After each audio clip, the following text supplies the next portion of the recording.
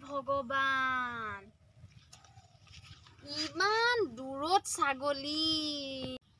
নেযাওঁৱে নেকি এইচব সদায় সদায় মোৰ ভাগতে ছাগলী পৰে এইজনী ডাঙৰজনী ঘৰত আৰামত মোবাইল ৰিলছ বনাই আছে আৰু মই এতিয়া এই বোকা পানী গছকি গছকি মই পথাৰলৈ যাম এতিয়া ছাগলী আনিবলৈ কি কৰোঁ মই এতিয়া কি কৰা যায় কিবাটো নাই উপায় নাই যাবই লাগিব চাম তাই কঠীয়া কেনেকৈ তাই কিমান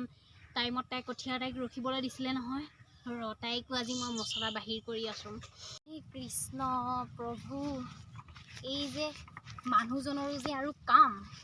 ছাগলী সোপা ইমান আঁতৰত দিলেহে হয় মানে ঘনীয়েকক কাম কৰাই কৰাই মাৰিছে এনেকুৱা গিৰিয়ে কিন্তু খঙে উঠি গৈছেগৈ মোৰ